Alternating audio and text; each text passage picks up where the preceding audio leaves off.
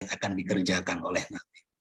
Sehingga yang terjadi, Taif itu kemudian masuk Islam. Kata malaikat, maukah kamu ku guncangkan Taif ini dengan gunung? Jangan, kata Nabi. Nah, ketika kita itu membaca itu berarti kita kemudian mendapatkan hikmah. Nabi saja digitukan memilih tidak marah. Berarti ya sudahlah, kalau gitu ikhlas saja. Yang penting apa yang kulakukan itu berdampak. Nah, kisah storytelling ini harus menjadi sebuah fondasi bagi seorang guru. Ya, jadi ketika nanti banyak dogma, banyak mistis begitu, maka seorang guru itu mengisahkan sesuatu yang tidak mistis. Misal ini ya, mistis misalnya itu, saya bilang gini, tahu nggak kalau sekarang itu ada nama bahan nanomaterial yang namanya grafena. Grafena itu sudah diriset. Itu tebalnya, itu tipisnya, itu sepersejuta kertas. Ya, tetapi kekuatannya 200 kali baja. Itu jembatan Sirotol Mustaqim sudah terpecahkan. Karena kalau Sirotol Mustaqim itu analoginya bagai rambut dibelah 7. Ini sepersejuta kertas tipisnya. Nah, kalau itu nanti dibuat bahan seperti baju, ditembak, nggak mempan. Nah, itu bukan lagi dogma, tapi itu kenyataan. Nah, misalnya seperti itu. Hal-hal seperti itu kan itu berkisah. Makanya jangan dikit-dikit baca buku halaman ini, buka buku halaman ini, kerjakan. Nah, kalau gitu nggak ada inspirasinya sama sekali. Jadi tugas guru salah satunya menginspirasi dengan storytelling. Dengan inspirasi itu muncul hikmah, hikmah itu akan jadi kebijaksanaan, itu yang akan memandu menjadi sumber moral bagi murid-murid dan masyarakat untuk mengikuti itu. Mungkin itu, ya banyak, masih banyak, tetapi itu saya kasih salah satu cara saja dengan storytelling dan inspirasi. Jadi silakan yang lain. Ya, terima kasih. Untuk selanjutnya ini ada pertanyaan dari itu ada 4 penanya tuh Mas Eko. Dinda Rahayu, Adela. Bertanya terkait dengan ya. Ini telah dijelaskan budaya memiliki proses yang panjang dan bagaimana Indonesia dengan kurikulum yang selalu berubah-ubah tergantung dengan siapa menteri pendidikannya. Bagaimana dapat dengan mudah memfasilitasi anak bangsa untuk memantik keingintahuan apabila pola dan budayanya mudah diubah-ubah. Nah, menurut Bapak bagaimana cara jitu untuk mengatasi masalah tersebut? Iya, proses belajarnya, kalau ingin memantik rasa ingin tahu, ya bertanya, inquiry learning. Misalnya begini, kenapa kok arus listrik itu bisa mengakibatkan kematian? Kenapa? Jangan langsung dijawab, dan ketika muridnya jawab, jangan langsung benar apa salah, jangan. Tapi kenapa?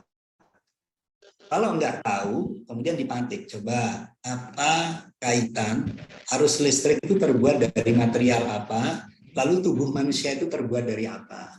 Lalu kalau di manusia itu ada, misalnya, ada banyak air, 70% manusia itu air. Air itu kira-kira penghantar listrik atau penghambat listrik. Penghantar. Kalau penghantar berarti kalau dikasih arus listrik, apa yang terjadi? Semakin menghantarkan arus listrik. Kalau semakin menghantarkan arus listrik dan arus itu besar, di mana arus itu apa sih? Misalnya kayak gitu terus begitu. Itu muncul energi kalau ada tegangan V. Karena ada I kali T. Ketika ada energi, ketika nanti energi itu menghantam jantung, jantung itu dihantam dengan kecepatan tertentu, kira-kira jantungnya apa? Terus menerus begitu. Apa yang terjadi? Rasa ingin tahu yang terjadi di otak anak. Itu nggak butuh kurikulum. Ya, itu nggak butuh kurikulum.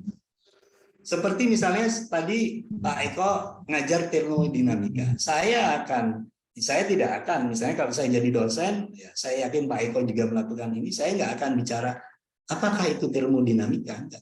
Saya akan mengajak Anda bereksperimen tentang popcorn. Jadi jagung ditaruh di panci, dipanasi dengan suhu tertentu, dengan panas tertentu, ditutup, lalu terus setelah beberapa menit waktu tertentu melompat-lompat. Kenapa itu terjadi?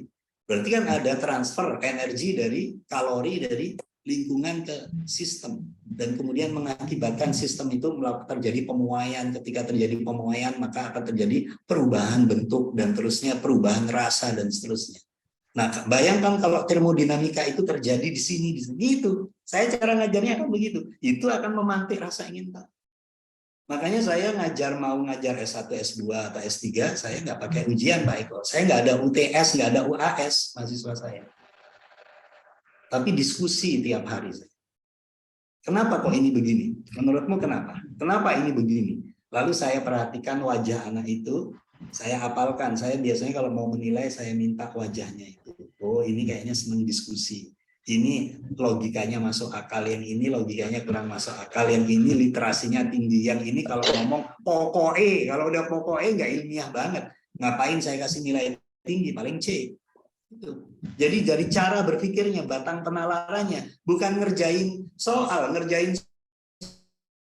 kalau Anda itu pas baca semalam pada saat ujian soalnya keluar, Anda dapat A, begitu soalnya beda, Anda dapat D misalnya. Kan tidak merepresentasikan kecerdasan yang sebenarnya kalau hanya menjawab soal. Nah, itu misalnya. Jadi begitu ya caranya, dengan cara memantik inquiry learning.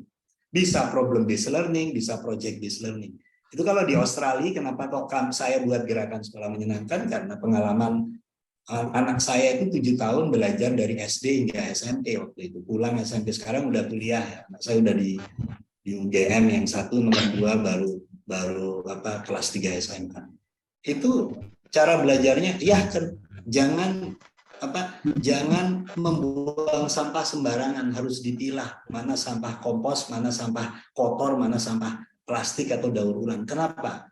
Dia bisa menjelaskan bahwa kalau itu sembarangan buang sampah itu akan hanyut di sungai, dari sungai ke laut. Di laut lepas itu ada tumpukan sampah sebesar pulau Jepang, yang itu kemudian bisa mematikan biodiversity di laut itu, ikan dan seterusnya. Jadi anak itu sejak kecil sudah dipantik rasa ingin tahunya, kemudian berimajinasi luas. Itu SD loh. Pak Eko bayangkan kelas 5 SD itu belajar inflasi hanya dari kenapa kok harga pisang yang beli di pasar sama dibeli di mall itu beda. Kenapa? Anak-anak itu hanya gara-gara inquiry learning dan problem based learning seperti itu, rasa ingin tahunya itu, laparnya itu tinggi, mereka kemudian bisa menyimpulkan bahwa inflasi itu terkait dengan supply and chains. Bayangkan, terkait dengan transportasi, terkait dengan pajak retribusi, terkait dengan nilai tukar uang, terkait dengan macam-macam. Gila itu kelas 5 SD tahu begitu. Makanya jangan kaget kalau survei OECD itu, salah satu yang bisa itu, sistem pendidikan kita itu tertinggal 138 tahun. Karena memang beda banget cara belajar dan mengajar. Beda-beda banget kayak bumi dan langit. Ini saya harus ngomong ini ya. Makanya ketika pengalaman belajar anak saya harus mikir, ini kalau saya pulang hanya ngeritik pemerintah, ngeritik budaya pendidikan, ngapain? Terlalu banyak orang ngeritik. Ya. Kalau udah pulang dari luar negeri cuma sok kritik begitu, pingin seperti luar negeri, kan nggak boleh gitu. Makanya saya buat gerakan, kami buat gerakan agar semua sekolah negeri, semua sekolah pinggiran marginal itu bisa merasakan pengalaman pendidikan seperti yang dirasakan anak-anak saya. Jadi yang dibangun itu potensi dirinya, minatnya, bakatnya, karakternya, keingintahuannya, imajinasinya, itu yang harus dibangun agar kita bisa menjadi negara besar itu. Kalau hanya rutinitas seperti tadi belajar Tiger Woods, ya nggak akan maju-maju kita. Kita mungkin juara lomba olimpiade fisika, olimpiade matematika, mungkin juara. Tapi apa itu berdampak bagi inovasi? Enggak juga. Itu hanya sekedar pintar menjawab soal. Itu ya, anak-anak seperti itu ya Pak Eko. Saya latih nih, teman-teman saya dosen MIPA UGM tuh suka ngelatih kayak gitu, itu jadi juara olimpiade kayak gitu. Nggak gampang, tetapi itu lebih mudah daripada membangun budaya imajinasi gitu sama karakter. Itu ya jawaban saya. Terima kasih Pak. Pertanyaan terakhir, masih ada satu lagi. Terkait dengan lingkungan di sini. Ya. Sebagai guru sudah menciptakan lingkungan yang positif, namun ternyata lingkungan sosial ataupun keluarganya masih negatif. Nah, bagaimana kita sebagai guru itu mengatasi dan juga bagaimana solusinya, gitu Pak? Ki Hajar Dewantoro mengajarkan 3 konsep. continue, ilmu itu harus continue dari masa lalu hingga masa sekarang, berkelanjutan. Ilmu itu harus konvergen, ilmu itu bisa dari mana saja, kemudian menyatu untuk membangun tujuan moral hidup, bukan membangun kepintaran, tetapi membuat orang merasa kurang dengan keilmuannya sehingga dia lapar, ingin tahu tadi, terus mau belajar. Yang ketiga, konsentris, ilmu itu harus kontekstual. Cara kontekstual, maka pengetahuan itu tidak boleh jauh dari persoalan kehidupan. Maka kalau di gerakan sekolah menyenangkan, sumber belajar itu bukan hanya buku kurikulum, buku teks, tapi sumber belajar itu adalah di rumah. Maka rumah itu bisa jadi sumber belajar. Namanya home based learning. Society itu bisa jadi sumber belajar, bisa sumber belajar. Itu gerakan sekolah menyenangkan itu PR-nya itu sudah bukan lagi PR buku, tapi PR membantu orang tua di rumah, lalu membuat jurnal terhadap proses belajar di rumahnya. Contoh ini saya ditanya oleh orang Papua, SMK Papua. Pak Rizal, orang Papua itu rata-rata membantu orang tuanya melaut, murid-murid Papua. Kira-kira kalau gara-gara melaut dia harus bisa masuk sekolah jam 9 pagi, nggak bisa jam 7 pagi, karena melaut dulu. Saya harus bantu orang tua dulu melaut dengan konsekuensi tidak disiplin masuknya, atau saya harus masuk sekolah.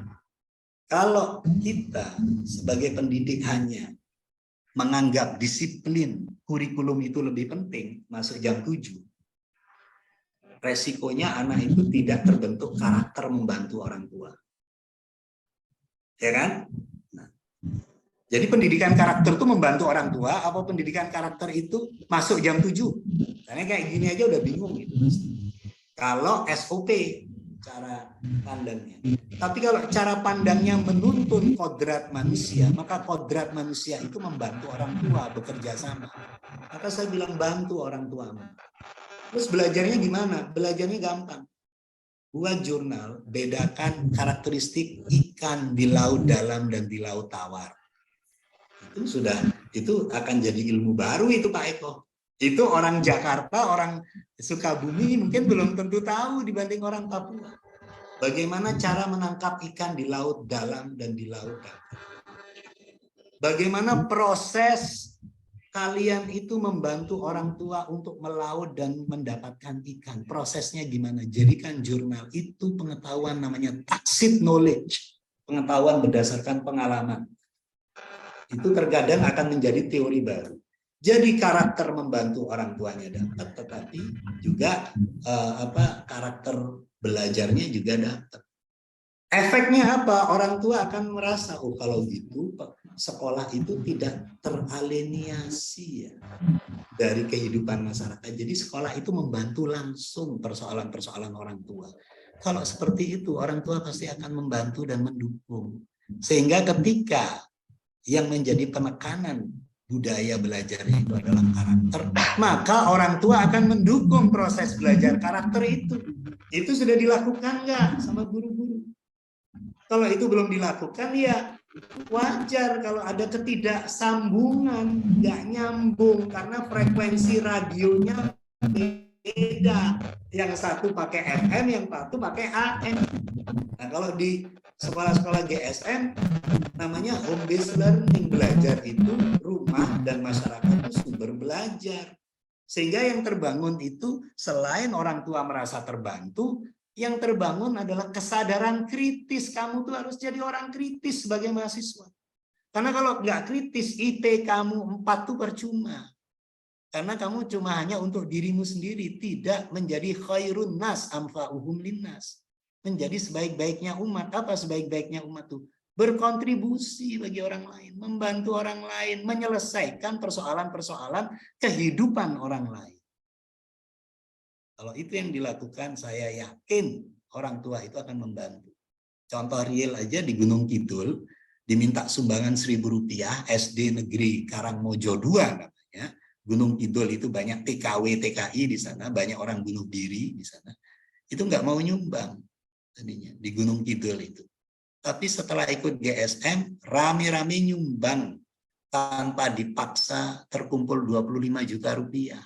Sehingga bisa memperbaiki lingkungan belajarnya, karena ini sekolah biasa, bukan sekolah favorit, bukan sekolah kaya, bukan sekolah swasta, ini sekolah negeri. Itu terjadi, dan itu terjadi di sekolah-sekolah gerakan sekolah menyenangkan. Jadi gimana caranya ya? Anda harus belajar itu, masuk ke komunitas itu, lalu belajar bertukar praktek, terbangun kecerdasan kolektif tadi yang saya katakan. Sistem thinking. Itu Pak Eko ya, sama adik-adik. Terima kasih.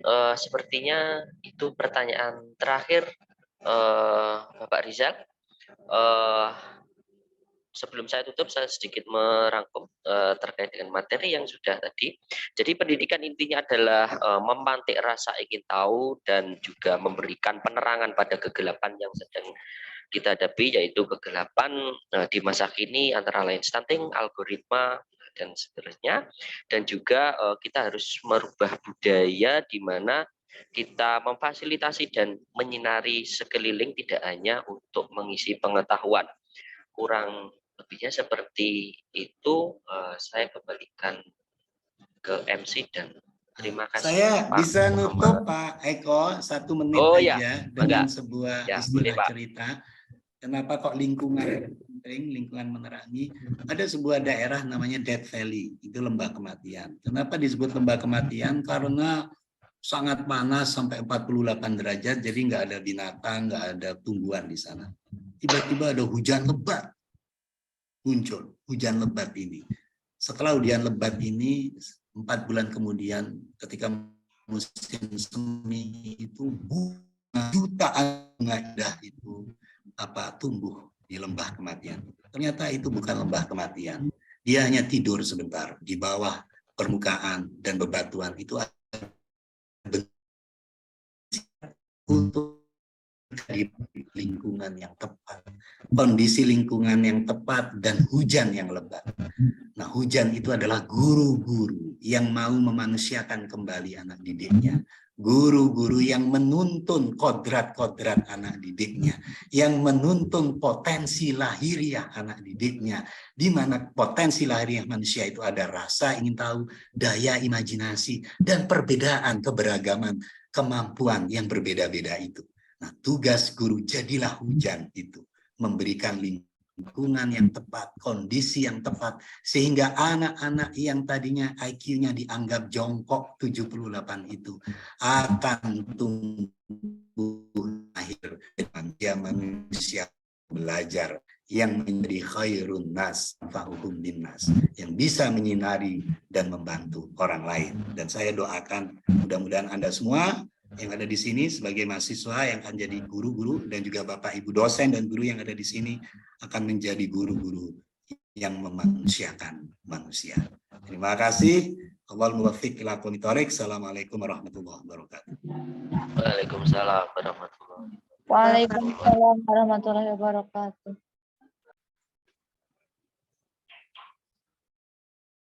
Ya, terima kasih, luar biasa sekali motivasi yang diberikan oleh Bapak Rizal.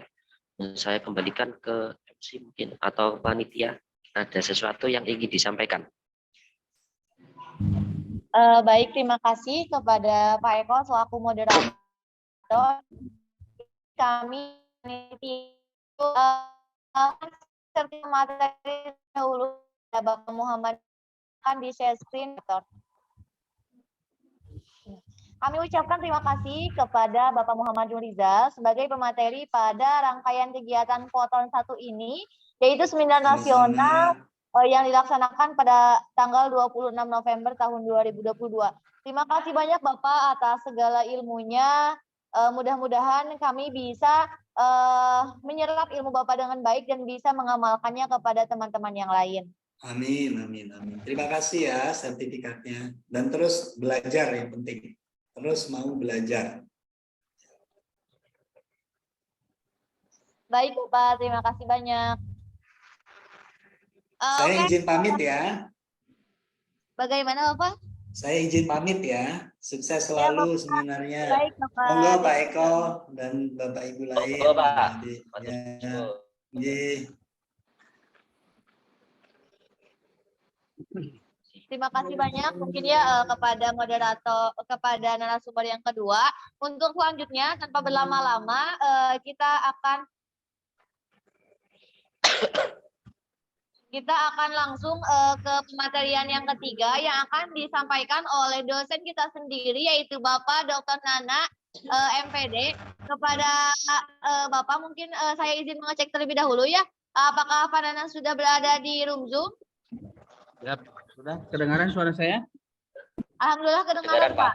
Ya, makasih. Baik mungkin ya rekan-rekan karena memang waktu kita terbatas ya dan teman-teman diharapkan tidak mudah untuk lelah ya untuk mendengarkan materi-materi yang luar biasa karena kita harus memanfaatkan waktu dengan sebaik mungkin.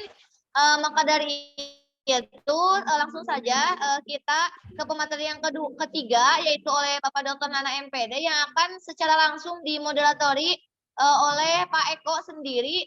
Kepada Pak Eko mungkin saya persilakan kembali. Ya, terima kasih. Nah, sebelum kita mulai untuk sesi yang ketiga, mungkin bisa ditampilkan terlebih dahulu CV dari pemateri yang ketiga. Katanya kan tak kenal maka tak sayang, semakin mengenal semakin sayang, gitu kan ya. Nah, ini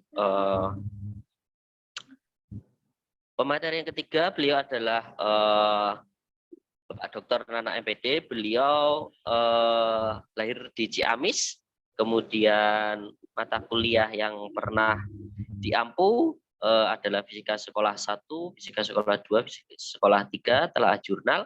Kemudian beliau juga pernah mengampu di pengembangan bahan ajar, di inovasi pembelajaran, serta evaluasi pembelajaran fisika.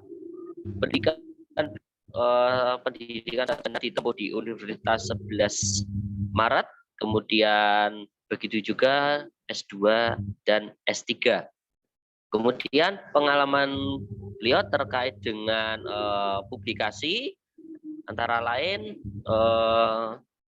ada yaitu ya di penelitian.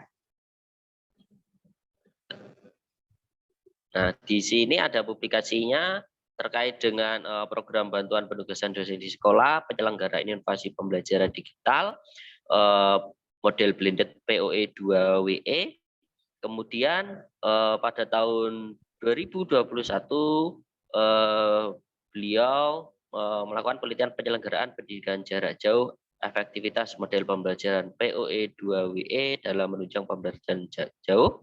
Kemudian yang terbaru pada tahun 2022 adalah pengembangan ADVLab, Advanced Physics Virtual Laboratory pada praktikum fisika berbantuan LMS untuk memfasilitasi keterampilan proses sains. Nah, beliau juga menulis beberapa buku, antara lain buku inovasi pembelajaran fisika, kemudian buku tentang fisika sekolah, kemudian dan juga terkait dengan buku evaluasi pembelajaran fisika. Itu sekilas CV dari pemateri kita yang ketiga. Dari sekian banyak pengalaman yang beliau miliki, dia juga sebagai fasilitator guru penggerak yang juga merupakan program dari Kemendikbud. Untuk selanjutnya bisa kita mulai ya Pak Nana. Ya Pak Eko, siap. Terima kasih sudah hadir memberikan ilmunya, sharing kepada mahasiswa di tengah kesibukan Bapak. Baik, waktu dan ruang Zoom saya serahkan ke Bapak Nana. Terima kasih. Assalamualaikum warahmatullahi wabarakatuh. Bapak Ibu dosen di jurusan pendidikan fisika yang saya hormati, Bapak Ibu pimpinan dari Universitas Siliwangi, mungkin ada yang gabung, yang saya hormati, adekku permohonan sini juga banyak gabung para praktisi, sebagai ada yang kepala sekolah, ada guru, pengurus MGMP juga dari Kabupaten Ciamis, Banjar sama Pangandaran. Nah, kami menyarankan ke panitia karena pembicara pertama itu dari Pak Dr. Praptono itu beliau adalah Direktur Kepala Sekolah dan Pengawas Dirjen Dikti di Kemendikbud Ristek Dikti begitu. Jadi kemarin saya nyaranin ke teman-teman coba guru sama kepala sekolah diikutkan juga, ternyata ada hanya beberapa saja, mungkin karena kesibukan adik-adik semua. Tapi nggak apa-apa, banyak ilmu yang kita dapat di pembicaraan yang ketiga ini terkait dengan kita adalah Hari Guru begitu. Hari Guru kita adalah mau tidak mau adik-adik kita itu adalah calon ya, calon pendidik gitu, calon guru. Mau tidak mau gitu. Yang share screen-nya saya atau siapa Pak Eko? Saya langsung. Dari saya panitia yang share screen saya atau dari saya? Oke.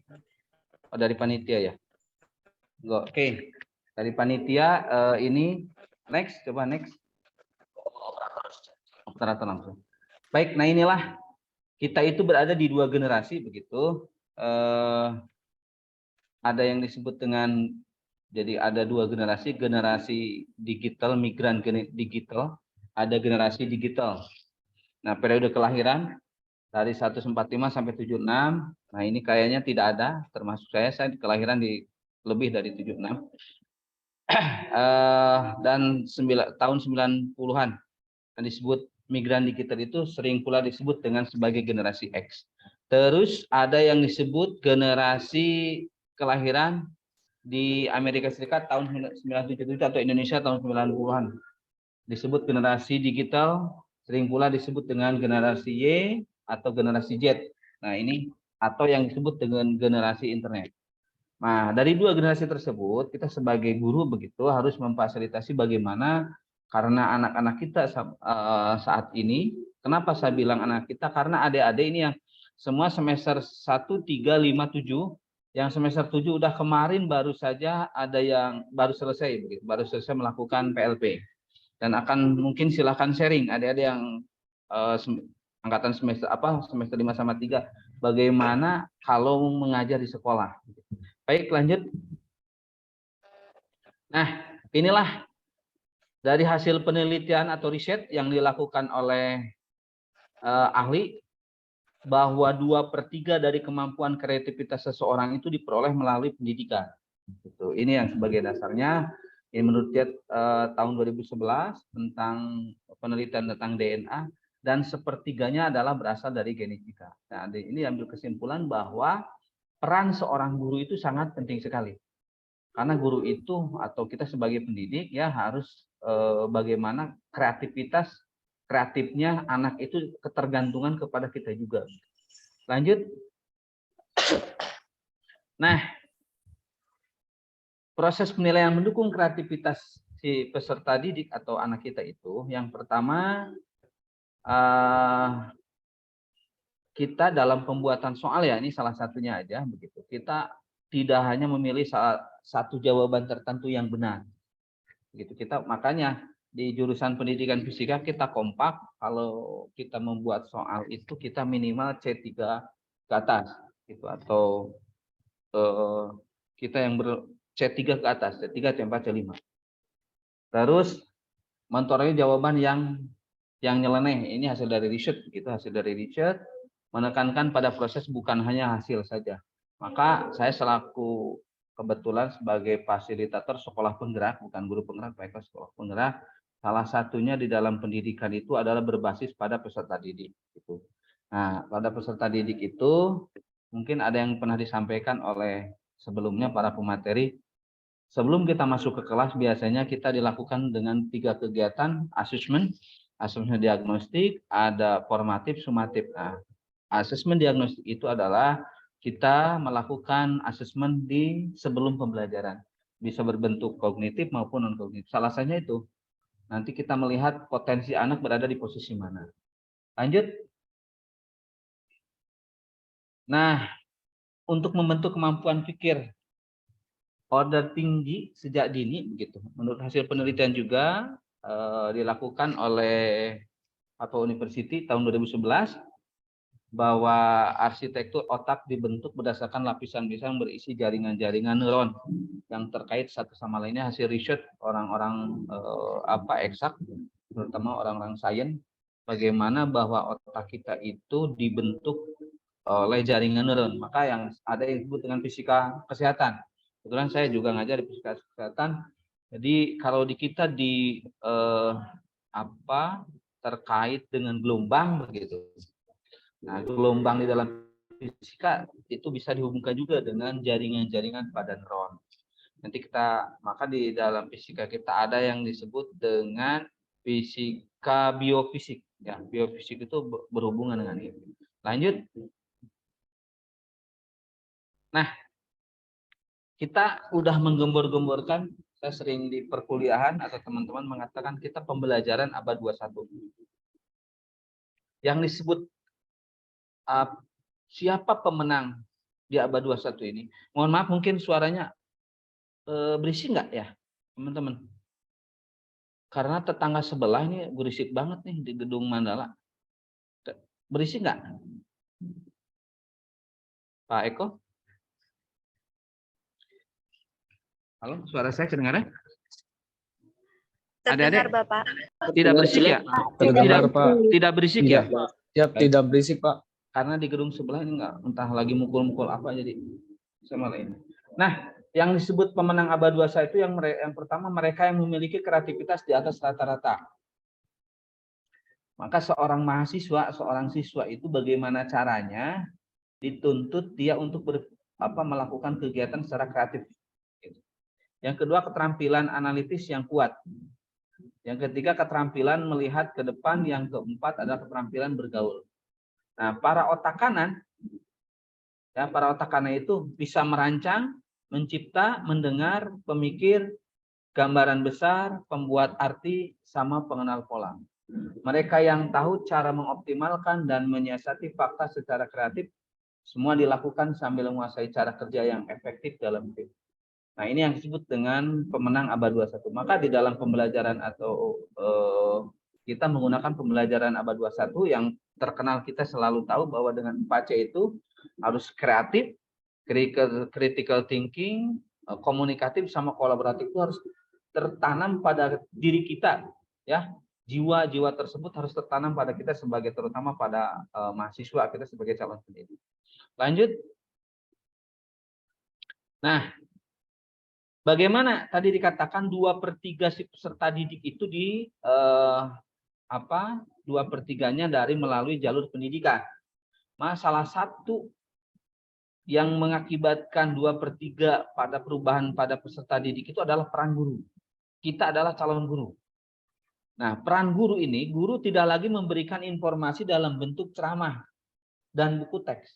Sekarang itu, maka salah satu pengembangan yang saya kembangkan oleh adik-adik mahasiswa itu menggunakan LMS. Begitu. Guru akan berperan sebagai fasilitator, tutor, dan sekaligus pembelajar. Nah, kalau tadi dikatakan saya menyimak sekilas pembicara yang kedua, sekarang tidak muncul lagi, buka halaman sekian, kerjakan. Nah, itu kan tidak begitu.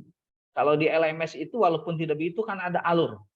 Ya, alur prediction itu kalau model saya yang saya kembangkan begitu, yang mungkin ada di semua udah tahu.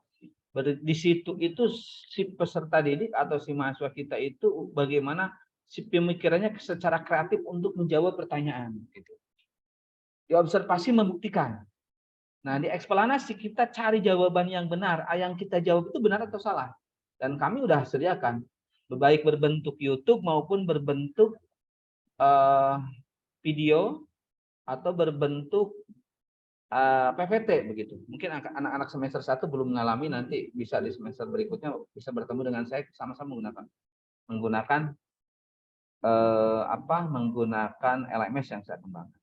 Itulah peran guru. Guru sebagai fasilitator, ya, bukan sebagai ahli.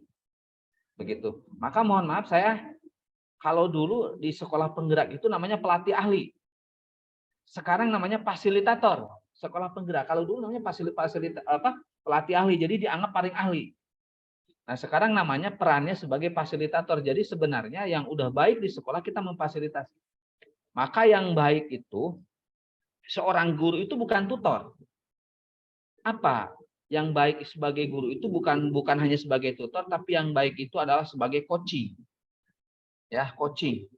Jadi adik-adik itu kan mungkin waktu di SMA itu kenal dengan konseling, coaching. Apa bedanya? Kalau konseling itu membantu siswa yang bermasalah begitu. Untuk konseling, kalau coaching itu hanya kita menggali potensi pada peserta didik gitu. Nah itu nanti kita belajar tentang bagaimana sebagai coach sama sebagai coachingnya gitu. Baik, lanjut. Nah inilah perbedaan pembelajaran abad 20 sama 21.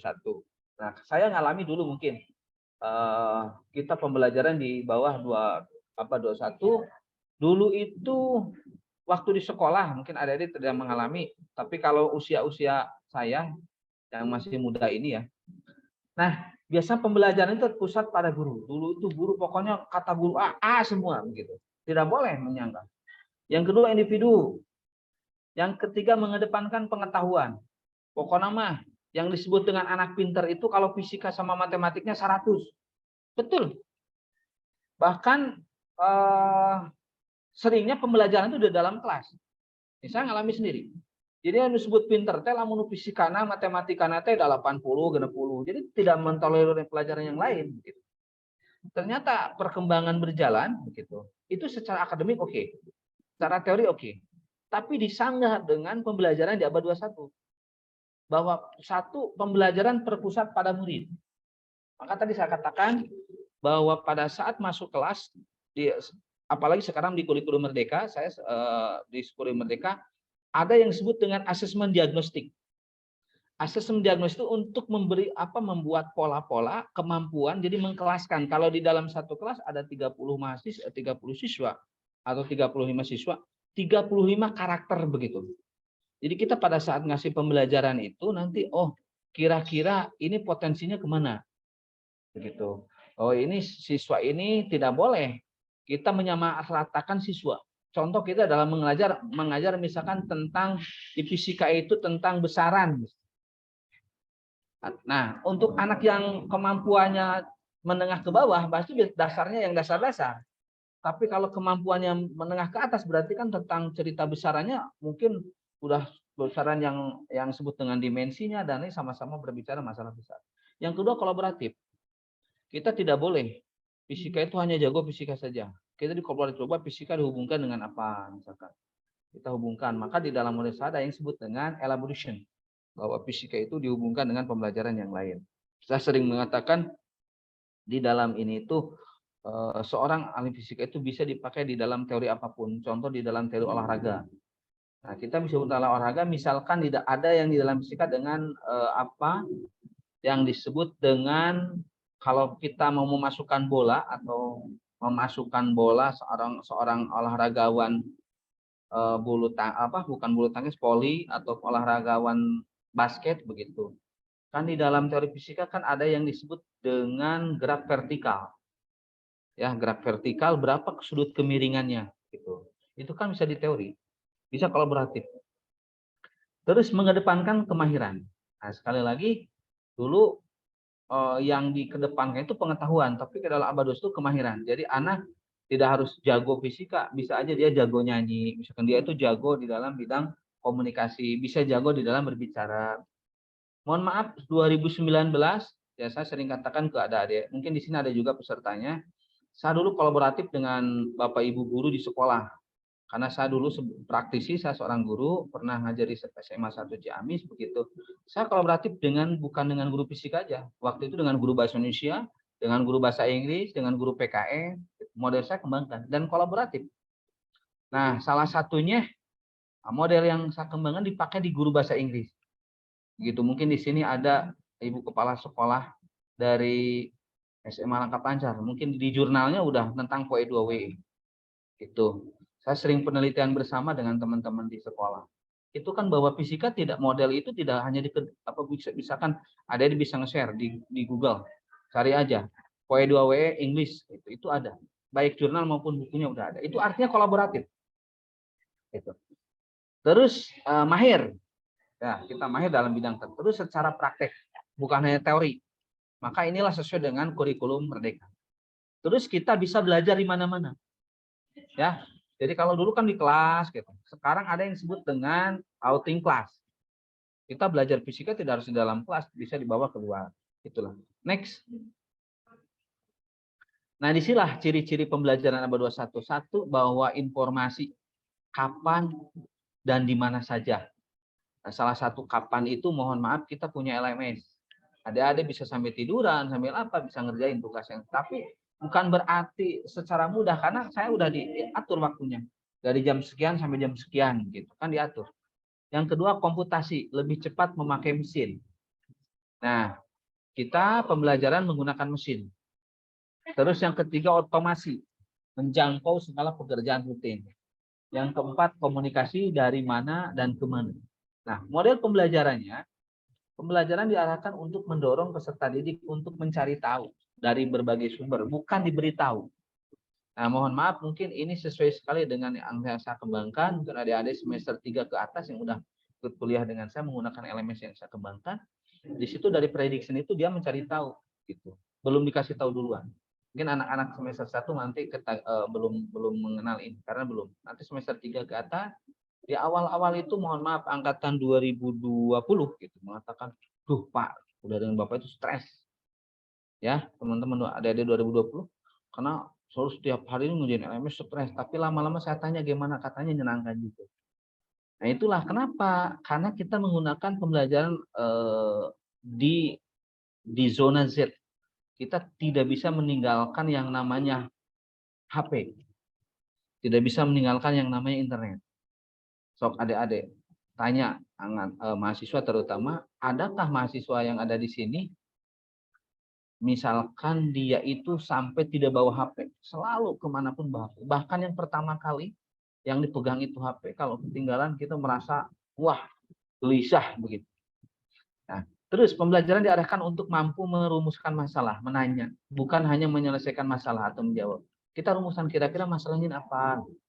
Itu yang kami kembangkan di model yang kembangkan. Pembelajaran diarahkan untuk mampu berpikir analitis, pengambilan keputusan, bukan berpikir mekanistis atau rutin.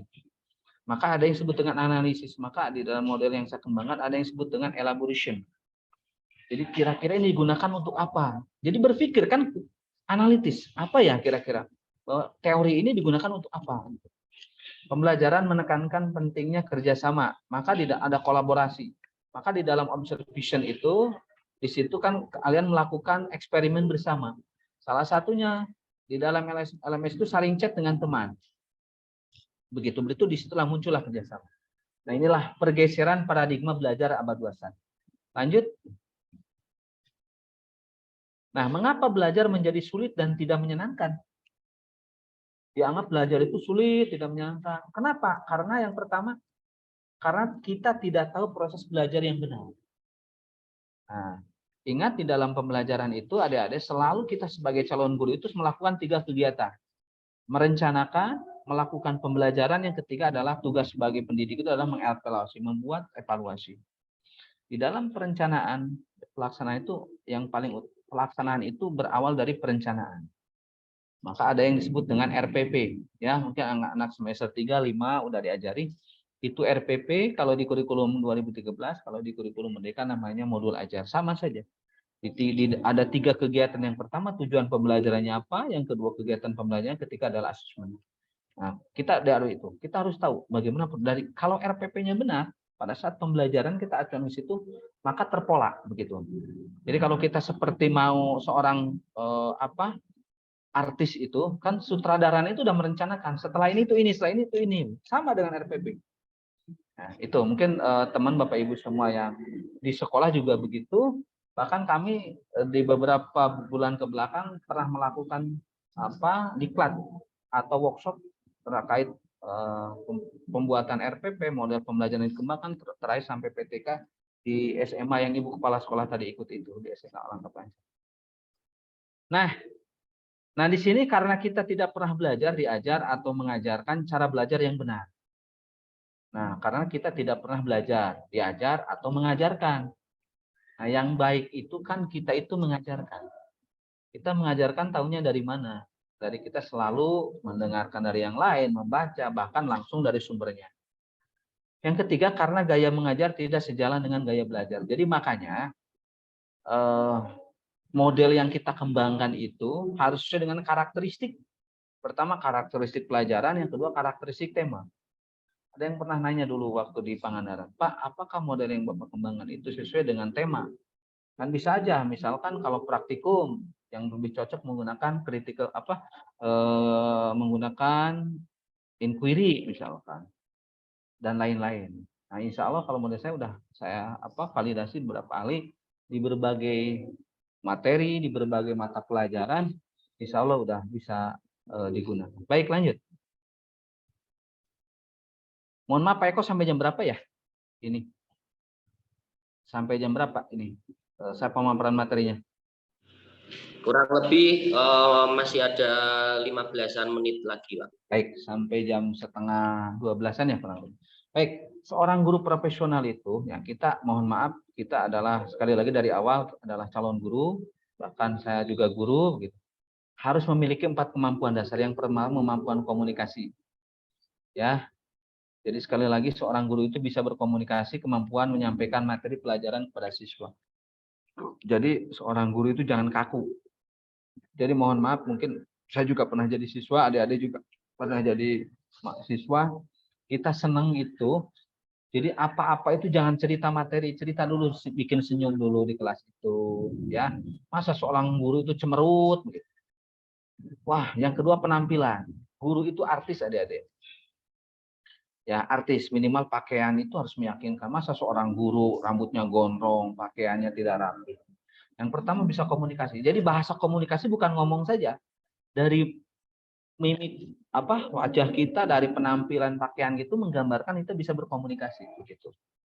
Maka mohon maaf, saya dengan teman-teman di jurusan udah sepakat. Ada mahasiswa yang pakaiannya tidak sopan atau misalkan pakai jeans, mohon diingatkan. Bahkan kami dulu sepakat dengan teman-teman, ada mahasiswa laki-laki rambutnya gondrong, saya nggak mau tanda tangan. Mungkin sekarang juga teman-teman Pak Eko dan teman sepakat. Alhamdulillah. Ya, karena Pak kita calon guru. Ya, guru itu bisa digugu dan ditiru begitu. Yang kedua, kemampuan kolaborasi. Nah, kita bisa berkolaborasi dengan bukan hanya dengan guru fisika lagi, kolaborasi dengan guru yang lain. Gitu ya, dengan guru yang ketiga, kemampuan teknologi. Nah, kemampuan menggunakan perangkat teknologi informasi dalam pembelajaran. Salah satunya kita bisa menggunakan e-modul, bisa menggunakan LMS, bisa menggunakan kita pembelajaran di dalam YouTube gitu. Yang saya kembangkan dari penelitian tadi itu tentang virtual lab untuk mengungkap tentang KPS, keterampilan sosial, yang sudah saya kembangkan di anak angkatan 2021 di dalam syntax observation gitu, dengan cara mencari di Google. Yang keempat itu adalah kemampuan evaluasi. Kemampuan melakukan penilaian terhadap pencapaian siswa. Mohon maaf adik-adik semua, sekarang namanya bukan penilaian tapi evaluasi. Di dalam kurikulum Merdeka itu kalau dulu namanya KKM, sekarang namanya KTP, kurikulum kriteria ketuntasan tujuan pembelajaran. Jadi kalau dulu misalkan KKM-nya 75, nggak bisa. Sekarang dari mana nilai itu? Dari kriteria. Kita membuat kriteria penilaian. Misalkan dalam satu tema membuat kriteria 4, yang tercapai 3, otomatis nilainya 75. Dari mana 75? Karena yang tercapainya 3, maksimalnya 4 dikali 100, kan 75. Gitu. Itu namanya rubrik penilaian. Baik, lanjut. Next, Dede. Nah, inilah perubahan. Tadi kan ada kaitannya, guru itu adalah sebagai pahlawan tanpa tanda jasa. Saya katakan perubahan sekolah di dunia, ini di Amerika Serikat, lihat. Nah, anak itu walaupun masih kecil dia kreatif gitu. Anak-anak kita coba, di manakah letak dia untuk herenya bermain enggak? Dia kreatif. Lanjut.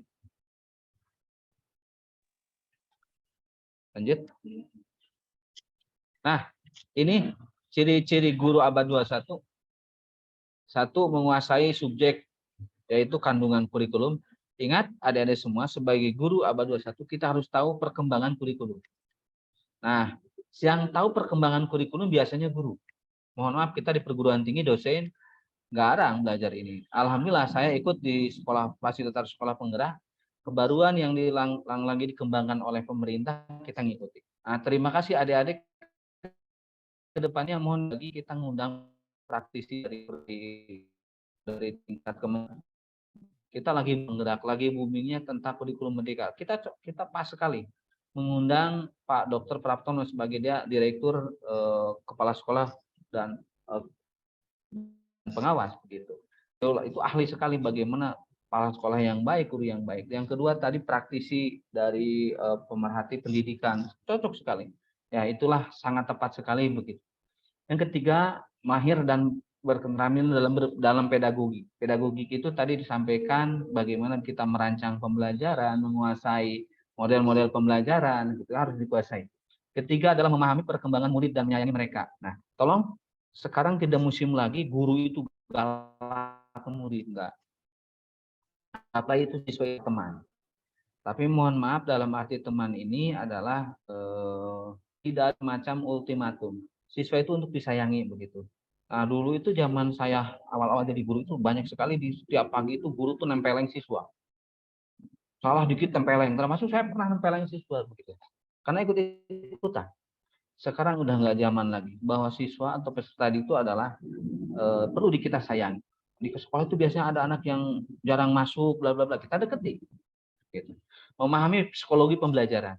Nah, kita tahu kalau belajar siang dengan belajar pagi itu beda cara menyampaikannya. Misalkan fisika ini jam 12, dengan fisika dikasihkannya jam 7. Beda. Artinya memahami psikologi pembelajaran. Bagaimana karakter.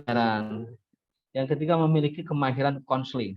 Konseling itu ya kita bagaimana pendekatan ke peserta didik menyampaikan. Yang kedua menggunakan teknologi terkini. Nah, sekarang kan musimnya dengan menggunakan teknologi gadget, menggunakan HP, menggunakan apa, kita selalu di modul dan lanjut. Nah, kompetensi guru itu, oke, kita udah sangat ini sekali bahwa kita kompetensi yang kita 4 ya, kompetensi sosial, kompetensi pedagogi, kompetensi profesional, kompetensi kepribadian. Ini pasti semua bahwa menurut Permen Undang-Undang Guru bahwa salah satu tugas guru itu 4 ya.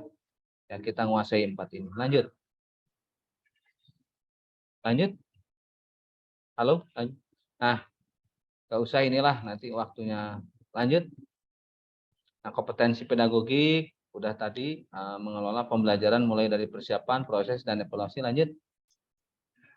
Kompetensi profesional, menguasai materi. Ya, kita insya Allah dosen-dosen fisika selalu ngasih materi-materi kefisikaannya begitu. Menguasai struktur dan metode keilmuan. Insya Allah udah pas sekali. Lanjut. Kompetensi kepribadian, bertindak sesuai dengan aturan yang berlaku, dewasa, arif, bijaksana, seorang guru berwibawa, berakhlak mulia. Tadi saya katakan seorang guru minimal kewibawaan orang itu dari penampilan gitu, meyakinkan, senyum, kayaknya yang rapi itu termasuk kompetensi kepribadian. Lanjut yang keempat, next, nah sosial, kemampuan guru untuk menyesuaikan diri dengan lingkungan sekitar dan membawakan tugasnya sebagai seorang guru sehingga tercipta keadaan yang kondusif, nyaman, dan guru itu biasanya kalau hidup di perkampungan atau hidup di suatu tempat tuh pasti kalau nggak dia itu sebagai pembawa acara, kalau dinikahan, kalau nggak menyerahkan misalkan menyerahkan pernikahan, menerima itu selalu gitu karena dianggap guru itu harus paling tahu. Kita biar bisa sosial dengan masyarakat. Lanjut. Nah, oke, apa yang dilihat ini kan memprediksi ya. Ini tuh gambar apa begitu. Coba next. Nah, satu gadis, satu nenek, ya itu kan bisa dilihat oleh adik-adik semua. Lanjut.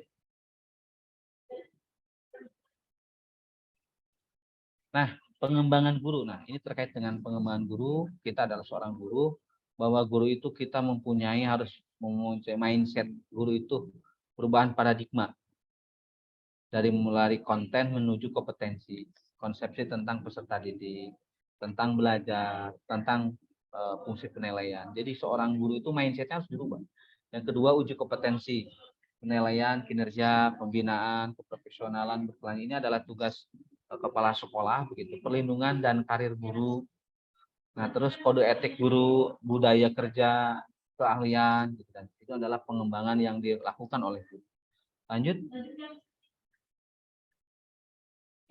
Nah, kiat menjadi guru yang profesional.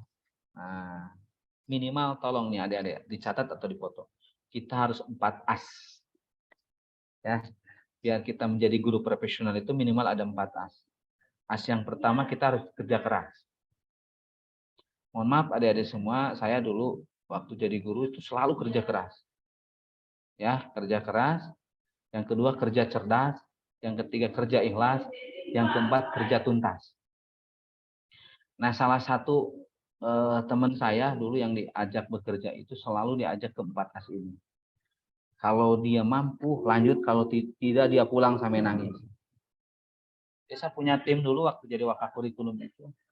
Kalau dia nggak mengikuti 4 as ini, lama-lama dia nangis. Gitu. Kenapa? Nggak kuat.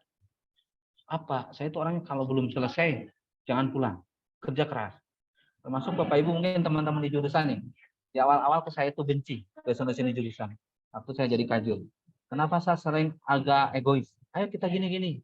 Lama-lama teman-teman tahu juga, oh iya ya, yang diajak panen itu benar. Akhirnya apa? Kalau kerjaan udah selesai ya udah. Cerdas sesuai dengan petunjuk. Kita harus ikhlas.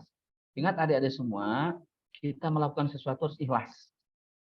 Kalau nggak ikhlas nanti gerutu, marah. Gitu. Yang terakhir adalah tuntas. Dan gembrot itu adalah gembira dan berbobot. Jadi kita slogan kita sebagai guru adalah 4 as gembrot. Itu aja. Tolong ya, nanti kalau ketemu di mata kuliah dengan saya tanya, Pak, 4 as gembrot. Jadi kerja keras, kerja cerdas, kerja ikhlas, kerja tuntas, akhirnya gembira dan berbobot. Nah, sebagaimana visi Unsil itu adalah kampus yang berbahagia. Oke, lanjut. Nah, orang yang berhenti belajar akan menjadi memiliki masa lalu. Tapi orang yang masih terus belajar akan menjadi pemilik masa depan. Inilah slogan. Lanjut. Nah, inilah saya dulu ya udah punya buku begitu. Merancang dengan salah seorang teman saya itu. Bukunya kisah kasih sang pengembala. Nah, tapi ini nggak jadi gitu. Saya dulu merencanakan mengembangkan buku ini, begitu. Tapi tidak jadi. Nah, inilah dulu pernah, ini saya merancang membuat cover tentang judulnya kisah kasih sang pengembala. Ini mengisahkan seorang penulis di sini, dan seorang penulisnya juga mengisahkan apa ya? Ada penulis begitu, teman-teman dekat saya mengisahkan tentang kisah asli. Inilah salah satu kreatif seorang guru yang kreatif, bukan hanya membuat dalam bentuk pelajaran fisika. Lanjut. Nah, menurut Undang-Undang Guru dan Dosen tahun 14 tahun 2005 itu perbedaan guru dan dosen ini. Yang disebut dengan guru itu adalah pendidik profesional. Dengan tugas utama mendidik, mengajar, membimbing. Tapi kalau dosen itu adalah pendidik profesional yang ilmuwan. Coba lihat. Jadi yang guru mah mendidik, mengajar. Kalau dosen itu ada ilmuwannya, gitu. Itu bedanya. Jadi artinya apa? Tugas dosen itu kan 3. Selain mendidik adalah meneliti. Itu perbedaan antara guru dengan dosen. Lanjut. Nah, 5 perbedaan guru zaman dulu dan guru zaman sekarang. Oke, tadi udah menurut Gary Maulana Tihar, para guru yang mengajar dulu biasanya hanya mendominasi oleh guru. Tapi sekarang guru mulai banyak menggunakan sistem atau student center learning.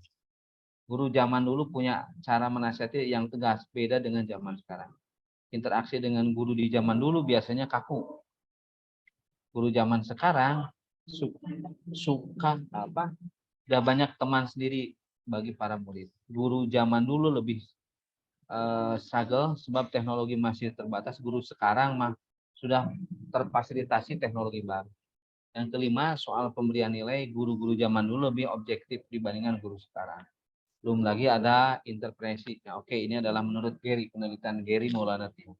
Lanjut.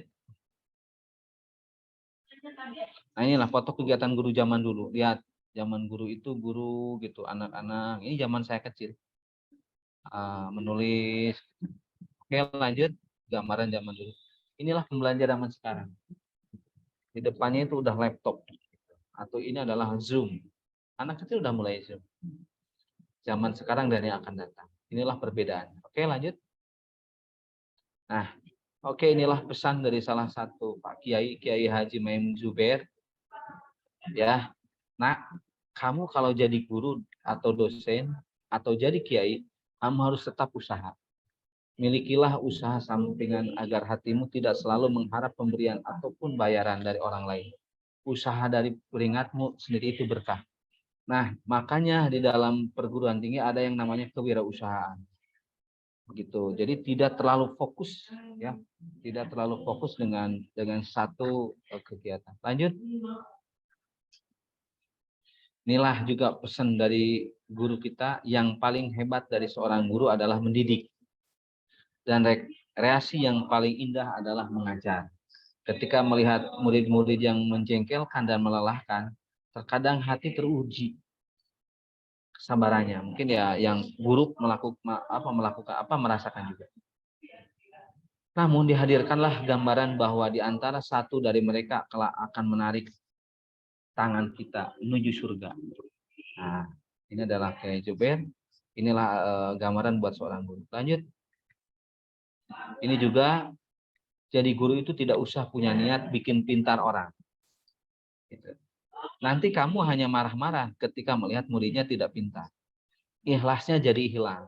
Yang penting niat menyampaikan ilmu dan mendidik yang baik. Masalah muridmu kelak jadi pintar atau tidak, serahkan pada Allah.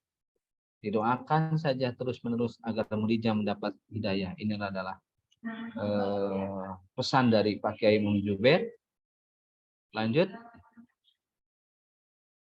Nah, inilah kiat menjadi guru yang hebat dan dicintai murid. Yang pertama, jadilah guru yang menyenangkan. Jangan jadi guru yang membosankan. Yang kedua, jadilah guru yang kredibel, dipercaya. Jangan jadi guru yang menyebalkan. Yang ketiga, jadilah guru yang menimbulkan inspirasi bagi siswa. Ya, jadi ide-idenya banyak. Lanjut. Nah, jadilah guru yang menyenangkan. Tadi sudah saya katakan dengan 5S. Senyum, sapa, salam pada setiap siswa, bersikap ceria, beri kejutan siswa, begitu. Hargai dan hormati siswa, seringlah memuji siswa, bantu kesulitan mereka. Jadilah guru yang humoris, jangan terlalu, apalagi guru fisika, bilang fisika menakutkan, selalu berpikiran hal-hal yang untuk kebaikan siswa. Inilah yang perlu diinikan. Lanjut.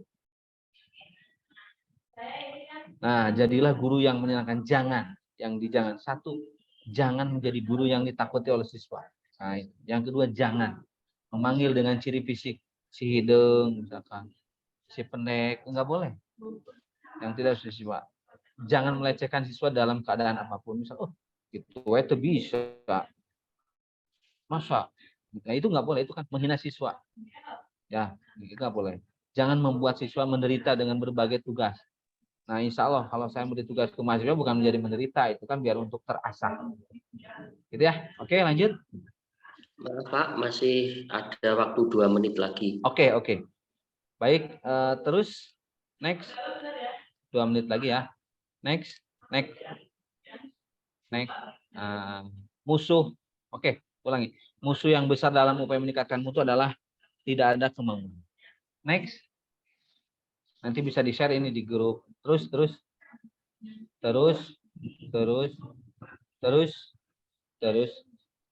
Nah, inilah profil pelajar Pancasila. Kita baca sini, udah tahu di kelas. Terus.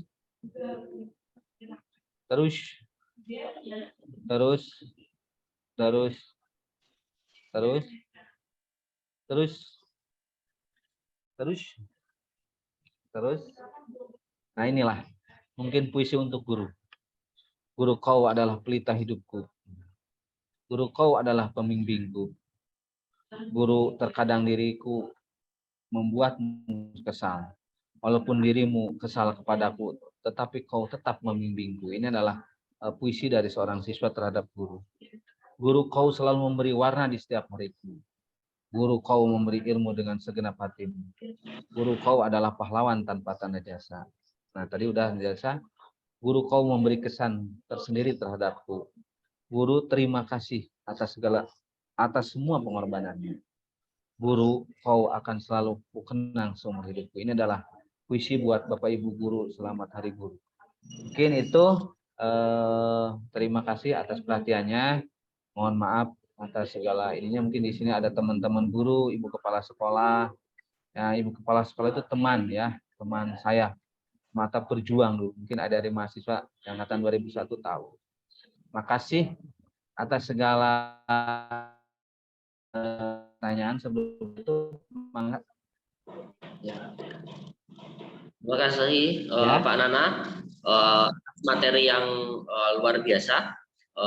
Selanjutnya saya buka 3 pertanyaan terlebih dahulu.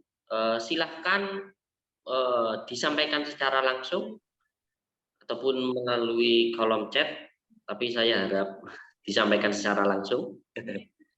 Oh, ini sudah ada dari Sasmi Gumilang di kolom chat. Baik. Assalamualaikum, saya ingin bertanya seperti yang sudah dijelaskan, kemudian akses informasi di zaman sekarang oleh setiap siswa untuk belajar. Dan ketika belajarnya, ketika diakses melalui internet dengan media, tiba-tiba ada notifikasi WA dan handphone hingga akhirnya tidak. Bagaimana intinya untuk kondisi tersebut? Jadi kalau lebih umum mungkin jika ada distraction itu seperti apa gitu ya, ketika sedang belajar. Terima kasih. Sasmi Gumilang, mungkin bisa langsung dijawab oleh. Baik Pak Eko, saya sapa dulu nih, sahabat saya. Assalamualaikum Ibu Sulastri Herdiani dari SMA Langkap Lancar ya. Ini Sohib yang sering Ya, ceritain ya. Waalaikumsalam. Ya, terus Waalaikumsalam. ada Bu Mila dari tadi kayaknya gabung. Ada Bu Mila dari SMA 1 Langkap Lancar. Iya, Bapak. Assalamualaikum. Salam warahmatullahi Bu Mil. Ya, dulu workshopnya belum sempat saya ini lagi ya. Makasih udah bergabung. Ada Pak Pri. Tadi ada Pak Priyono dari SMA Langkap Lancar. Waalaikumsalam Pak Pri. Mungkin sinyalnya kurang ini ya. Terus ada Bu Weni dari SMA Negeri 2 Ciamis. Bu Wen. Assalamualaikum Bu Wen. Tadi saya lihat di awal itu ada guru saya, Pak Aan dari SMA 3, ada Pak Aan dari Cimaragas, begitu. Ada Pak Aan Andrian dari SMA 1 Majalengka, banyak teman-teman. Di sini adik-adik banyak para praktisi ya, mungkin nanti bisa sharing. Karena kami dulu guru begitu. Ya, jadi kalau cerita ke yang pernah. Nah, pertanyaan tadi dari ini terkait dengan handphone, bagaimana sih kalau tiba-tiba lagi belajar ada motivasi kalah mainan HP begitu? Bagaimana solusinya? Nah, solusinya menurut saya yang saya kembangkan di LMS itu kan langsung.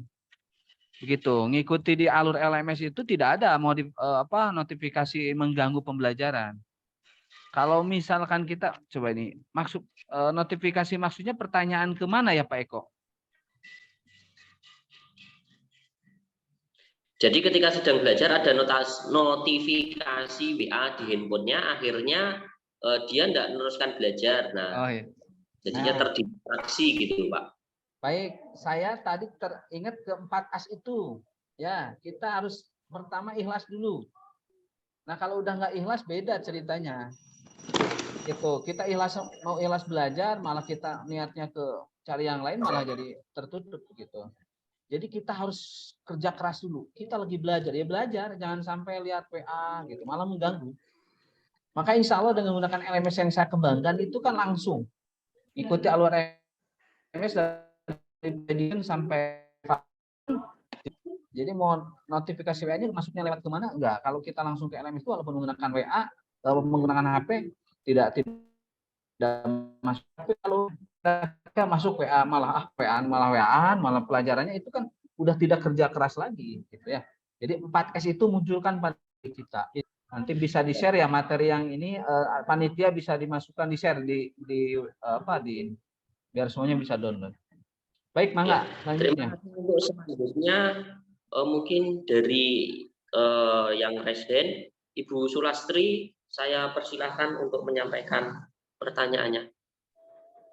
Ya baik, terima kasih atas waktunya kepada moderator. Mohon maaf apabila suaranya tidak terlalu jelas karena saya ada di perjalanan. Selamat siang Pak, ini sahabat saya juga dulu kita pernah bekerja Ya, bersama. selamat siang Bu. Ya, terima kasih atas kesempatannya, kita ketemu lagi sekarang di acara seminar nasional. Terima kasih. Mungkin gini Pak Dokter ya, untuk meningkatkan mutu pendidikan tentunya kita tidak bisa berjalan sendiri, termasuk untuk para guru atau adik-adik calon guru juga sama peserta didik kita, termasuk saya juga mungkin sebagai kepala sekolah tidak bisa memajukan sekolah atau pendidikan tanpa adanya kerjasama atau kolaborasi dengan berbagai pihak, baik di internal maupun eksternal. Nah, yang ingin saya tanyakan mungkin apakah ada peluang bagi sekolah kami untuk melakukan kolaborasi atau kerjasama di bidang pendidikan antara sekolah atau SMA dengan universitas, di mana kami memang perlu sekali untuk menjalin kerjasama dalam meningkatkan mutu pendidikan di sekolah kami. Mungkin itu saja Pak Dokter, terima kasih. Assalamualaikum warahmatullahi wabarakatuh. Waalaikumsalam warahmatullahi wabarakatuh. Terima kasih Bu Kepala Sohibku ya. Ini salah satu kerjasama saya beberapa hari ke belakang ditugaskan oleh Pasca datang ke Dinas Pendidikan yang ada di Pangandaran. Ini saya pernah cerita ke beberapa teman di fisika. Salah satunya yang dikerjasamakan itu adalah karena tugas dosen tadi tridharma, salah satunya pengabdian. Nah, kerjasanya apa? Misalkan di sekolah kan ada olimpiade. Olimpiade nanti bisa teman-teman terutama di teman fisika itu membantu di dalam pembinaan olimpiade begitu kerjasamanya. Yang kedua Bapak Ibu guru yang udah ini itu misalkan salah satu kenaikan pangkat Bapak Ibu semua, Bapak Ibu itu membuat PTK. Membuat PTK dan salah satunya ke PTK itu kita kan Bapak Ibu itu tadi harus menguasai tentang pedagogi, menguasai model-model pembelajaran. Nah, biasanya secara keilmuan untuk keilmuan tentang pedagogik biasanya dimunculkan di perguruan tinggi. Nah, karena Bapak Ibu konsentrasinya ngajar, kadang-kadang untuk mempelajari model-model pembelajaran itu tidak begitu dipenting lah. Nah, salah satu kerjasama bisa mengundang kami, salah satu pengabdian adalah melakukan pembinaan atau melakukan pelatihan. Bagaimana menerapkan model-model pembelajaran di sekolah. Selanjutnya misalkan membuat PTK. Nah, setelah PTK itu kan salah satu syarat di golongan 4 itu si dosen harus publikasi jurnal. Nah, biasanya teman-teman di sekolah tidak begitu apa sih buat jurnal gitu. Nah, sementara kalau di kampus itu kan jurnal udah kebiasaan sehari, bisa bentuk kerjasama yang dilakukan adalah nanti pelatihan pembuat jurnal, bahkan sampai dikerjasamakan si jurnal tersebut bisa dipublish di jurnal yang berada di kampus. Itu salah satu bentuk kerjasama yang dilakukan oleh sekolah dengan perguruan tinggi. Itu mungkin Ibu Kepala Sekolah untuk Ya, baik. semuanya untuk meningkatkan kompetensi. Kami juga diuntungkan dari universitas. Salah satu kerjasama adalah pengabdian masyarakat. Pihak sekolah juga diuntungkan dapat ilmu begitu. Yang selanjutnya kami mungkin dulu ada beberapa angkatan 2020 ada nggak ya? 2021 nih. Nah, dulu suruh datang ke SMA Lengkap Lancar salah satunya. Ada proyek based learning, bukan survei. Nah, disitulah kami dapat data awal bagaimana sekolah, bagaimana secara geografis. Nah, itu bisa dikerjasamakan. Gitu mungkin Bu Kepala. Ya, baik, terima kasih Pak. Mungkin untuk kedepannya ya, karena kalau kerjasama tentunya harus based on data gitu ya. Nah, mungkin nanti kedepannya kami minta dibantu untuk bagaimana langkah-langkahnya ketika kami ingin mengajukan kerjasama dengan Universitas Siliwangi. Mungkin itu Baik, saja Pak. insya Allah Pak Eko ini selaku sekretaris jurusan ya, bisa dicatat. Nah, kita yang udah melakukan kita kan biasanya hanya dengan prodi lagi. Nah, bisa kerjasama, dulu kan kita membuat PKS ya, itu PKS atau antar kita namanya IA. Nah, itu bisa dijadikan catatan Bu Kepala. Ya, baik, terima kasih Pak Dokter. Bangga, makasih sama-sama. Mohon Pak, terima kasih. Mungkin nanti akan pembentukan MOU terlebih dahulu dari tingkat universitas, kemudian nanti bisa kita tidak lanjuti di jurusan. Terkait dengan publikasi tadi, di fisika sendiri juga ada itu Bu. Juga ada jurnal ilmiah diffraction. Jadi nanti mungkin Untuk yang guru-guru fisika mungkin bisa, jika ingin mempublikasi artikelnya bisa di Pendidikan Fisika Unsil. Iya, baik. Seperti itu. Nah, selanjutnya ini yang raise hand dan juga sudah mengungkapkan di kolom chat, yaitu Ajri Alfa Riji, silakan disampaikan. Baik, Assalamualaikum warahmatullahi wabarakatuh. Salam warahmatullahi. Sebelumnya saya ucapkan terima kasih kepada Bapak Moderator yang telah mempersilahkan saya untuk bertanya. Jadi tadi kan sudah dijelaskan peran guru, yaitu ada memperhatikan murid, terus membimbing murid. Nah, jadi gini Pak, yang seperti yang saya rasakan, guru pas saya SD dengan guru pas saya SMA itu berbeda. Kalau di SD itu guru benar-benar membimbing atau memperhatikan seluruh muridnya. Sedangkan yang saya rasakan waktu SMA itu, guru lebih memperhatikan muridnya yang mempunyai kecerdasan lebih. Sehingga murid yang mempunyai kecerdasan kurang itu terasingkan. Nah, saya meminta tanggapan Bapak untuk guru yang lebih memperhatikan muridnya yang mempunyai kecerdasan lebih, itu bagaimana Pak? Terima kasih. Wassalamualaikum warahmatullahi wabarakatuh. Salam. Pak Eko langsung aja dijawab ya? Atau Pak. Ya, baik, makasih De Azri. Angkatan berapa Dek? 2002. Izin menjawab, angkatan 2022 Pak. Ya, makanya belum ketemu dengan saya. Baik, itu yang dirasakan, ini cerita nyata. Mungkin semuanya juga ngalami. Waktu itu rasa membimbing SMA itu kayaknya guru itu hanya ke orang-orang tertentu. Misalkan ke yang pintar aja. Bagaimana solusinya? Solusinya adalah tadi yang dilakukan pertanyaan dari Ibu Kepala Sekolah Langkap Lancar itu, coba di sekolah diadakan pelatihan. Di kurikulum Merdeka itu jelas pembelajaran terpusat pada peserta didik. Jadi di dalam tersebut si guru tidak boleh membeda-bedakan. Mohon maaf ya. Jadi di dalam sekolah ada 40 siswa, berarti nanti 40 karakter. Dari 40 karakter bisa dikelompokkan misalkan jadi 5. Nah, dari 5 karakter tersebut dikelompokkan, nanti di dalam perlakuan, di dalam pembuatan soal itu berbeda. Tidak boleh disamakan antara orang yang punya kemampuan tinggi dengan kemampuan sedang dan kemampuan rendah. Tidak boleh. Tapi materi tetap tersampaikan. Contoh misalkan di dalam teori perhitungan, misalkan perhitungan. Bagi yang kemampuannya tinggi, dia udah belajar misalkan 100 sampai ke atas. Sama-sama ngitung. Tapi yang kemampuannya biasa, misalkan hanya bisa ngitung sampai 50 sampai 100 aja. Sama-sama ngitung. Tapi yang kemampuan rendah, misalkan 0 sampai 50. Itu salah satu trik. Jadi ada yang disebut pembelajaran pusat pada itu. Jadi saya sudah disampaikan oleh saya, pembelajaran abad 21 itu si guru itu hanya memfasilitasi. Oh, kemampuannya segitu. Nah, kalau tadi itu kan udah dirasakan oleh De Azri, itu mungkin istilahnya oknum saja lah. Ya, salah satu solusi yang kita lakukan adalah di sekolah tersebut diadakan pelatihan tentang kurikulum. Begitu. Insya Allah semuanya bisa terselesaikan. Begitu, De Azri. Mangga Pak Eko yang lain. Ya, terima kasih. Untuk pertanyaan selanjutnya saya lihat dari kolom obrolan, yaitu dari Sandy Ramadan Sunaria. Ini terkait dengan orang tua yang menganggap bahwa anak yang pintar itu apabila mendapatkan nilai yang tinggi, sehingga tak jarang anak tersebut terkena marah jika mendapatkan nilai yang rendah, yang tidak mendapatkan nilai yang tinggi. Nah, tapi dia memiliki bakat di bidang seni atau di bidang lainnya. Jadi bagaimana sikap kita sebagai seorang pendidik terhadap kasus semacam itu? Baik, makasih Pak Eko dan siapa tadi dari Cindy? Sandy, ya Sandy Ramadan Sunan. Ya, Sandy. Kalau seandainya Sandy misalkan jadi guru, ada yang siswa punya karakter tersebut, yang langkah yang pertama, panggillah orang tuanya. Ya, panggillah orang tuanya, kasih pemahaman, kita betul jelas. Yang dikatakan anak pintar itu kalau wah nilainya ranking 1, dua kan ranking 1 itu kan.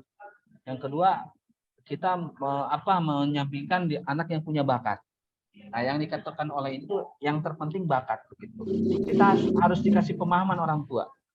Ya, tiap orang punya kemampuan yang berbeda-beda. Yang terpenting munculkan bakat. Ya, dan si anak tersebut tadi gunakan dengan 4S tadi, 4 as. Ya, munculkan karakter 4 as pada diri kita begitu. Ya, as pertama, walaupun tak hanya senangnya seni, kalau kerja keras bisa jadi orang seni yang baik. Mohon maaf, mungkin bisa lihat sehari-hari sekarang. Orang yang jutawan itu kan bukan ilmuwan saat ini, malah artis. Gitu. Kalau cerita tentang uang, kenapa? Karena punya bakat begitu. Nah itu mungkin kalau saya di seorang guru panggil orang tuanya dikasih pengertian begitu. Biasanya orang tua itu karena tidak paham. Gitu. Ya, itu mungkin Pak Eko. Terima kasih Pak Nana. Begitu Saudara Sandy. Pertanyaan selanjutnya masih dari kolom komentar. Ini ada salah satu pertanyaan yang cukup menarik dan juga saya rasakan juga solusi untuk siswa atau mahasiswa yang tergantungan pada Google dalam mencari sebuah jawaban dan cara mengatasi agar meningkatkan minat baca dan mencari tahu itu seperti apa, Pak? Oh iya. Itu. Baik, terima kasih. Ini hampir penyakit bagi semuanya ya, termasuk kami. Malas. Jadi malas untuk ini. Jadi ingat di dalam teori belajar bahwa kita itu adalah seperti kertas putih gitu. Dan pada pikiran kita itu bukan kosong. Mesti ada setitik atau beberapa tulisan yang ada di kertas putih tersebut. Jadi mari kita bersama-sama dengan menerapkan 4 as tadi, salah satunya kerja keras. Apa-apa tidak ujung-ujungnya ke Google. Kalau ada pertanyaan, bagaimana ide yang ada di otak dicatat dulu. Baru ya seperti kan di dalam LMS yang saya kembangkan di prediction, coba jawab itu nggak usah jawab dari Google, dengan pendapat kita aja dulu. Baru kita untuk ya atau salah setelah melalui yang disebut tahap kedua adalah observasi. Baru kita mencari jawaban. Ini versi Google, ini versi buku ini, versi. Dan Google juga mohon maaf adik-adik terkait dengan ilmiah. Janganlah sekali-kali kita jangan sering melihat Google, tapi yang kita ke ilmiah itu kita jadinya Google Scholar. Terkait dengan materi ilmiah kita carinya di Google Scholar karena di Google Scholar udah muncul materi-materi yang hasil karya riset para peneliti begitu. Kalau Google itu kan sifatnya umum. Ya, itu bagaimana agar meningkatkan minat membaca. Cara meningkatkan minat baca selain melihat di internet,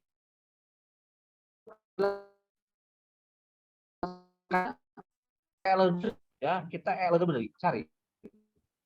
Lebih banyak ya materi library secara elektronik begitu. Ya, begitu Pak Eko. Ya. Terima kasih Pak Nana dan terima kasih bagi yang sudah bertanya. Terkait dengan pertanyaan yang masih belum tersampaikan, mungkin bisa dicatat oleh panitia dan nanti bisa disampaikan kepada pemateri.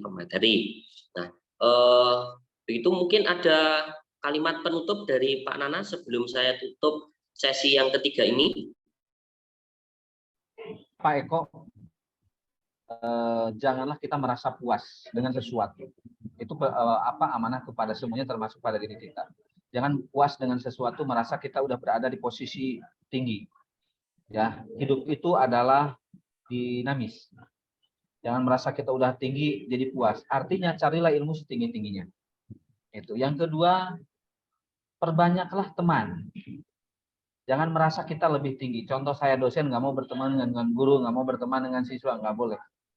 Semua teman itu adalah sahabat. Alhamdulillah bekerja sama hari ini Pak Dr. Praptono karena saya kenal dengan baik bisa jadi pembicara. Tadi Ibu Kepala, Bu Sulastri, Ibu Mila, Pak Pri karena saya berteman dengan baik ikut bergabung. Gitu. Karena adalah satu musuh adalah kita lebih berat daripada kita mencari 1000 teman. Begitu. Itu yang kata-kata kami. Yang selanjutnya mohon untuk 4 as tersebut dimunculkan sebagai karakter kita sebagai calon peserta atau calon guru. Yang terpenting belajarlah ikhlas dengan sebaik-baik. Itu yang terpenting. Karena kalau udah belajar ikhlas, insya Allah ujung-ujungnya menjadi ibadah. Nah, itu harapan kami, kata-kata penutup. Terima kasih Ibu Kepala Sekolah, Bu Sulastri, Bu Mila, Pak Pri, Pak Eko, semuanya teman-teman dosen di fisika.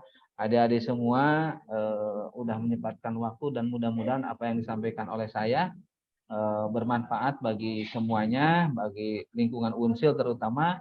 Kalau masih belum puas, gitu, datanglah ke Unsil, ke jurusan pendidikan fisika atau ke sekarang di Fakultas Sarjana. Itu mungkin Pak Eko. Terima kasih.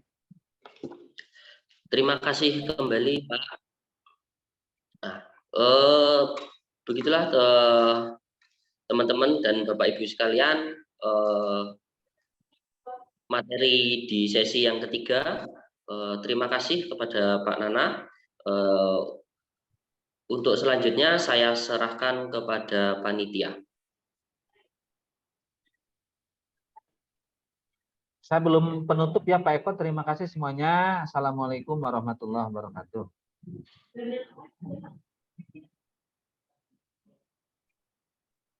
Waalaikumsalam warahmatullahi wabarakatuh. Terima kasih Pak Dokter. Warahmatullahi wabarakatuh. Terima kasih Bu Mil.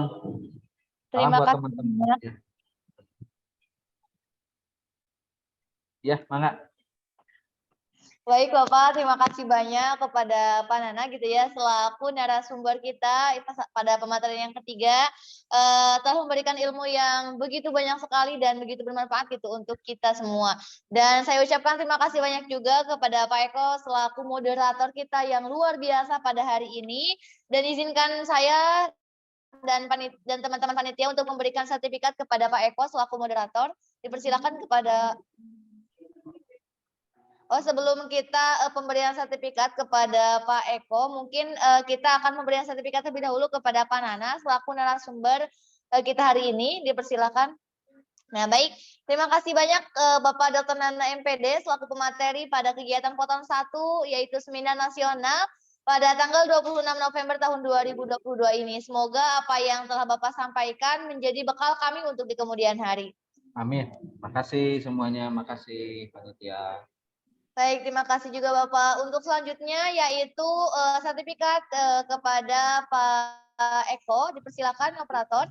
Kami ucapkan terima kasih kepada Bapak Eko Sujarwanto MPD selaku moderator yang luar biasa pada kegiatan Poton 1 Seminar Nasional pada tanggal 26 November tahun 2022 ini. Semoga kebaikan dari Pak Eko menjadi moderator bisa kita petik gitu. Pelajarannya bisa kita petik dan bisa kita tiru bagaimana cara menjadi moderator yang baik untuk kegiatan-kegiatan kita yang luar biasa nantinya. Terima kasih.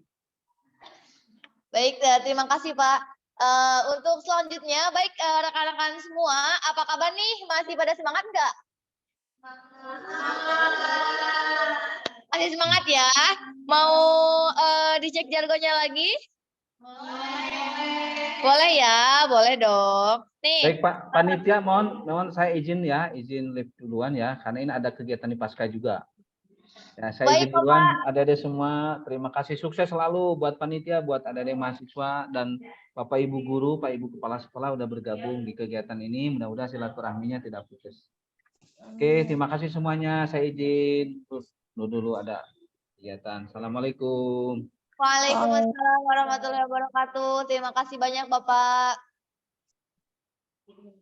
Oke, mungkin sekarang ya sambil Ibu, Bapak, Guru dan rekan-rekan semua sudah capek ya olahraga otak terus dari tadi jam berapa ya? Jam 8 gitu ya sampai sekarang hampir sudah azan zuhur juga. Sebelum kita nanti tutup mungkin ya karena kita sekarang tidak ada istirahat terlebih dahulu jadi dilangsungkan saja. Nah, sekarang dicek dulu nih jargonnya. Tadi gimana? Ada yang masih ingat? Masih. Aduh, sudah lupa ya. Oke, kalau saya bilang Seminar Nasional tahun 2022, jawabnya ciptakan generasi emas melalui guru berkualitas. Satu kali lagi, Seminar Nasional 2022, ciptakan generasi emas melalui guru berkualitas.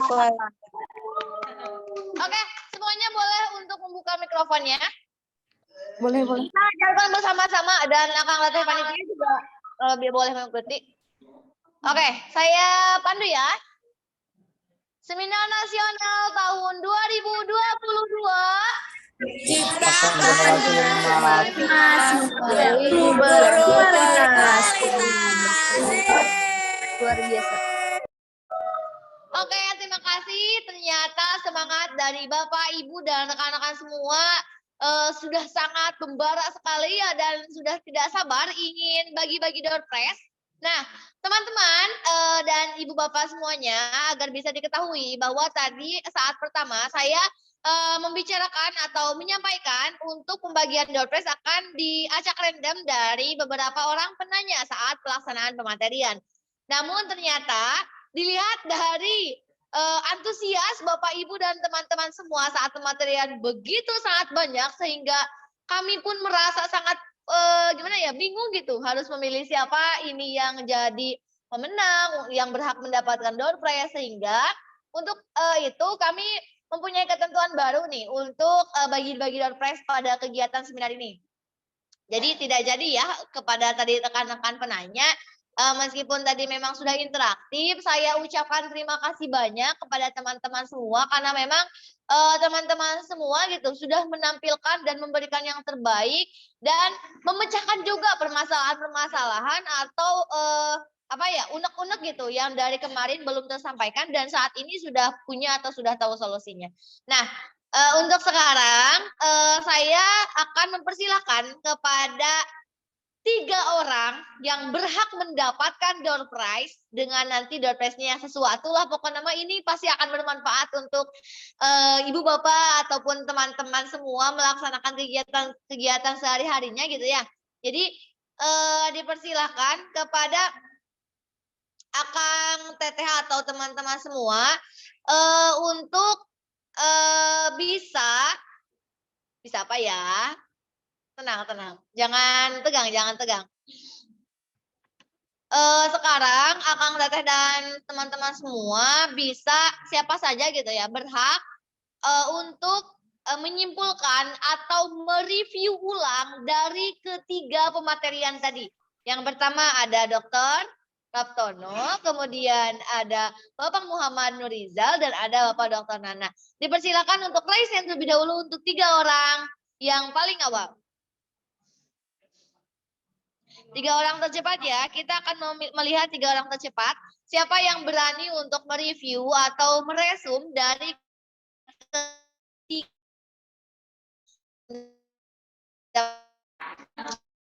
Oke, ayo.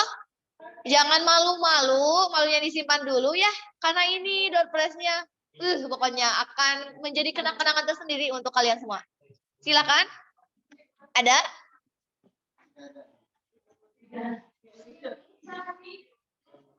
Ayo. Barangkali dari Akang Teteh, teman-teman dan ibu bapak sekalian. Silakan.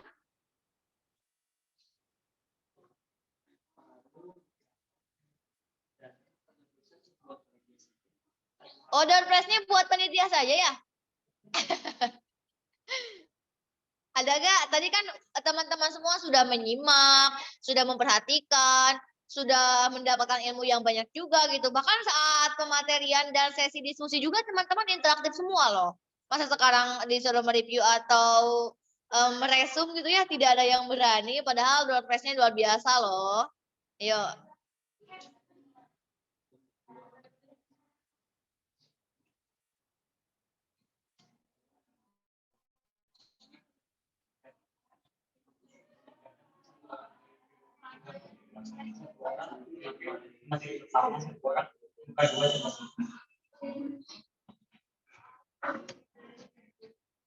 Ada? Tidak ada, yakin? Ternyata ada nih. Oke, dipersilakan kepada saudari Nur Latifah Dinasyifa untuk membuka mikrofon dan menyampaikan resum atau review dari ketiga materi yang telah disampaikan pada kegiatan Seminar Nasional tahun 2022 ini.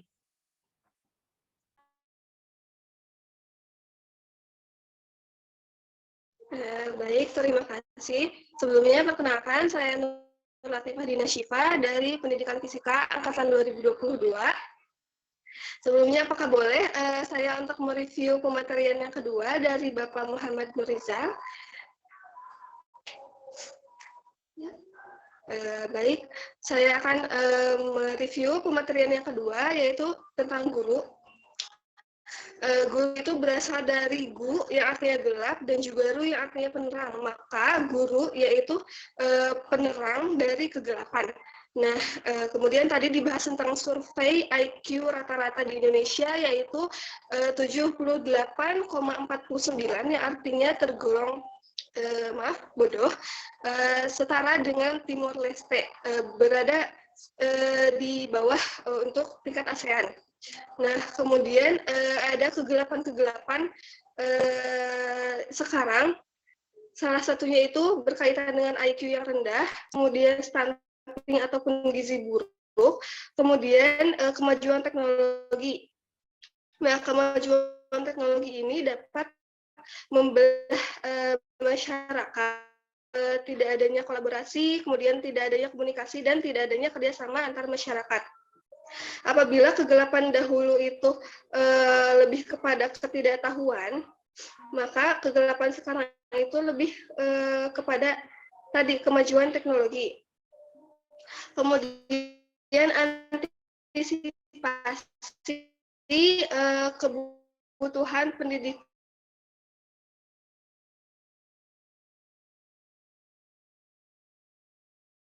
datang. Jadi sekolah itu pun memanusiakan manusia. Nah, harus memahami kondisi lingkungan ataupun karakteristik dari peserta didik tersebut, karena tujuan dari pendidikan itu bukan untuk memintarkan, tetapi untuk membangun antusiasme belajar sehingga menciptakan sesuatu yang baik, benar, dan juga indah. Mungkin sekian review dari. Oke, saya ucapkan terima kasih kepada Nur Latifah Dina Syifa yang telah mereview atau meresum dari pematerian yang sudah disampaikan pada kegiatan seminar nasional ini. Selanjutnya masih ada yang resen, ada Dinda Rahayu. Kepada Dinda Rahayu, saya persilakan untuk membuka mikrofonnya dan menyampaikan review materi dari ketiga materinya. Dipersilakan.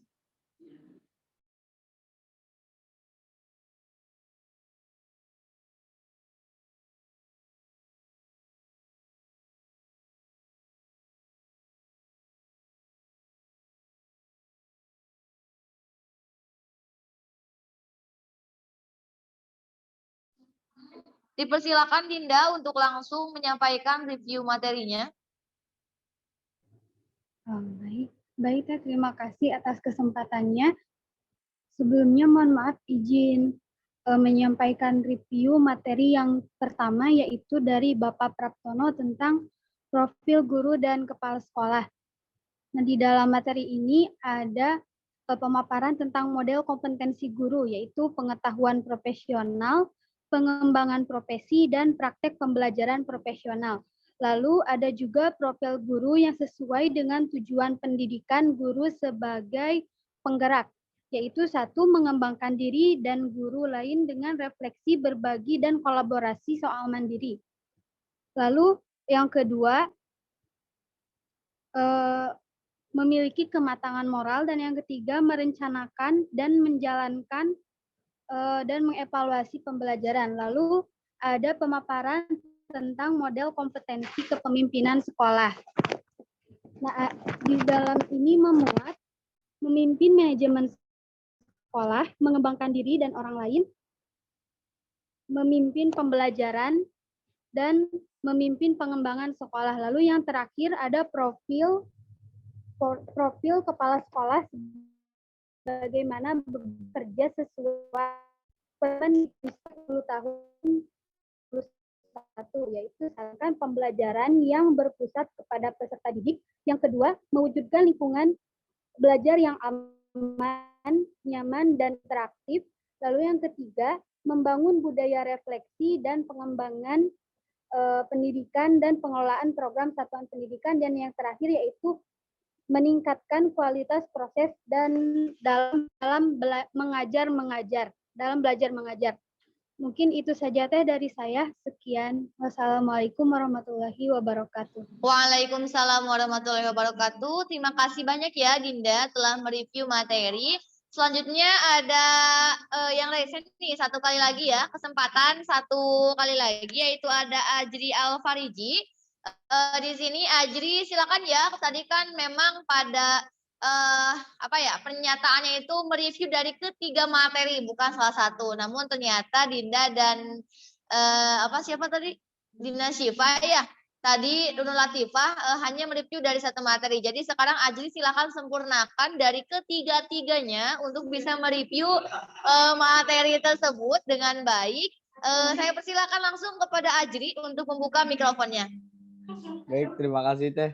Sebelumnya izin mereview materi yang ketiga dulu ya. Soalnya tadi belum disampaikan oleh Pak moderator yang resum pada materi ketiga itu. Jadi tadi Pak Eko tadi itu Pak Nana itu menjelaskan perbedaan dua generasi. Yang pertama yaitu migran digital dan generasi digital.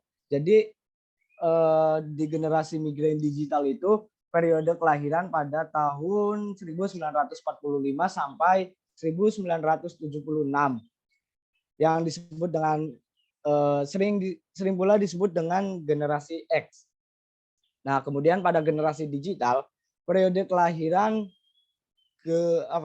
di Australia pada tahun 1977 atau di sekitar tahun 90-an yang biasa disebut dengan generasi Z atau generasi internet.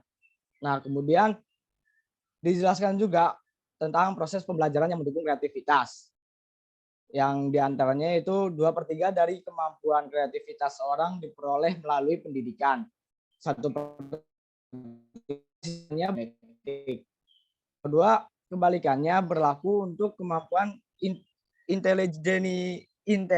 intelijensia, yaitu 1/3 dari pendidikan, 2/3 sisanya dari genetik. Kemudian kemampuan kreativitas diperoleh melalui observasi, kemudian ada menanya, kemudian menalar, yang keempat itu ada mencoba, kemudian yang terakhir itu membentuk jejaring. Kemudian ada pun proses penilaian yang mendukung kreativitas. Guru dapat membuat peserta didik berani berperilaku kreatif melalui tugas yang tidak hanya memiliki satu jawaban tertentu yang benar. Kemudian mentolerir jawaban yang nyeleneh, kemudian menekankan pada proses, bukan hanya hasil saja. Kemudian memberanikan peserta didik untuk mencoba untuk menentukan sendiri yang kurang jelas atau lengkap informasinya. Nah, kemudian tadi juga dijelaskan siapa pemenang pada abad ke-21, yaitu mereka yang memiliki kreativitas di atas rata-rata. Kemudian keterampilan analitis yang kuat, keterampilan melihat ke depan, keterampilan bergaul. Dijelaskan juga perubahan dalam pendidikan, dalam peran guru. Guru tidak lagi memberikan informasi dalam sebagai fasilitator atau tutor dan sekaligus pembelajar. Mungkin dari saya cukup sekian deh. Terima kasih. Baik, terima kasih banyak Ajri telah mereview materi ya yang bisa tadi Ajri sampaikan, dan saya juga ucapkan terima kasih banyak kepada 3 reviewer dari pemateri pada kegiatan seminar nasional ini. Maka dari itu saya nyatakan bahwa atas nama Nur Latifah Dina Syifa, Dinda Rahayu, dan Ajri Alfariji berhak untuk mendapatkan door prize pada kegiatan seminar nasional tahun 2022. Nah, untuk hadiahnya sendiri nanti akan ada panitia yang menghubungi kalian gitu ya, dari tadi yang sudah mereview materi. Nanti akan ada panitia yang menghubungi untuk membawa door prize-nya ke Sekretariat Himadikpis di Gedung Ormawa lantai 4 FKIP Universitas Siliwangi. Nah, baik teman-teman semua, sampailah kita di penghujung kegiatan Seminar Nasional tahun 2022.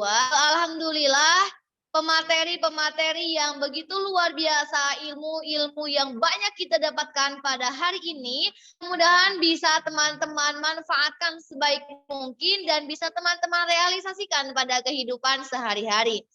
Dan teman-teman, untuk mendokumentasikan kegiatan ini dipersilakan kepada teman-teman atau ibu bapak semua untuk membuka kameranya dan menunjukkan pose terbaiknya.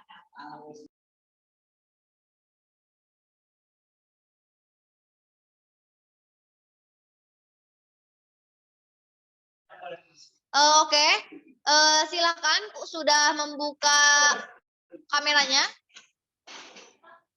Kita dokumentasi di screen ya, slide. Biar saya oke.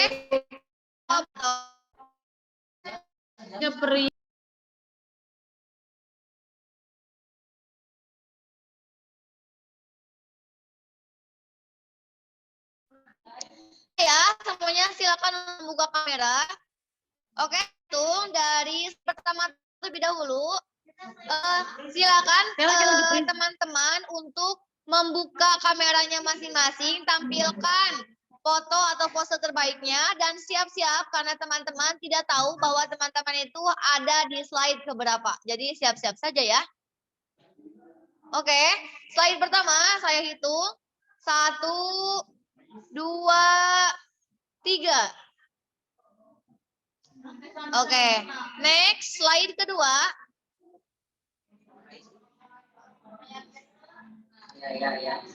Silakan slide kedua untuk membuka kameranya, tampilkan pose terbaik. Saya hitung 1, 2, 3. Oke, silakan untuk slide ketiga membuka kameranya dan tampilkan pose terbaik. Saya hitung 1, 2, 3. Selanjutnya slide keempat. Silakan untuk membuka kameranya. Saya hitung sampai 3. 1, 2, 3. Sudah Pak Operator?